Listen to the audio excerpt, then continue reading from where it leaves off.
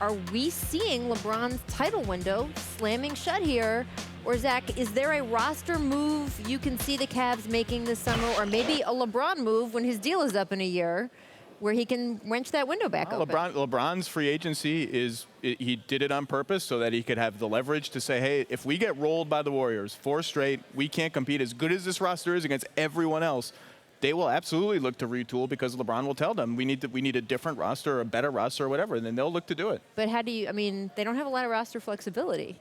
No, but they have 2 really great players, one of whom, Kevin Love, as well as he's played this series. I think he's held up pretty nicely on defense, but this is a tough matchup for him. And you call around and you say, if we have Kevin Love in a future first, can we get a guy who fits this matchup better? The bottom line is it's going to be tough. I mean, if Golden State goes on to win this, like we obviously we're talking like they are, if they go on to win this and this whole team comes back that Golden State has, it's going to take a lot of tinkering to make any kind of significant changes to compete against it. Because right now, you talk about Kevin Love, and then obviously Kyrie's right where he needs to be. But what moves do you make? I mean, there's not a real where you can actually get Kevin Love. Not what he's coming in to replace. What's coming back? Okay, do you call Indiana and say, we will rent Paul George for a year because LeBron James is only, in a way, LeBron James is not going to become a 1-year rental too, right? He's only got 1 more year left on his deal. It's not like you're trading him to get value for him, so you're just going to ride that out. Trading a lot to get. Right.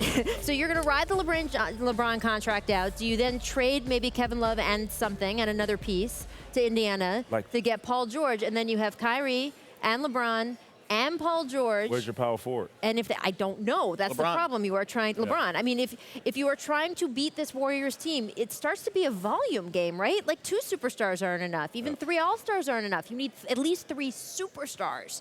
And if you get Paul George to join Kyrie and LeBron, is that enough? And is that worth going for 1 year?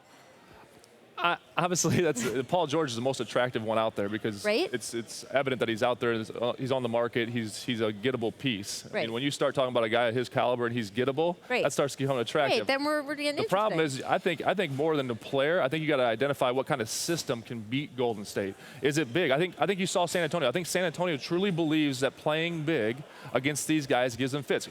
You guys, Memphis, gave them fits. They're physical. They're big. Right. So is it the player or is it the system? So if that's the case now, hey, maybe Paul George isn't that. Maybe we start getting different because at the end of the day, LeBron James is going to the finals. Right. It's more than likely going to get against Golden State. Right. How do we beat them? It's not the player. It's probably the system and the pieces around him. And that's how the Warriors thought they were. The Warriors came into the series thinking, we got to keep Tristan Thompson off the glass. We got Kevin Love and Tristan Thompson together. They made their adjustments. And they played Tristan Thompson right off the floor. Right off the floor. It's why they got Bogut. Unfortunately, it didn't work. I mean, obviously he gets hurt first game, but that's why they got Bogut. It's why they tried all these big players. They knew going in. Derek Griffin knows going into this that he has to get bigger and more physical to beat these guys because he's going to be in the finals. Yeah.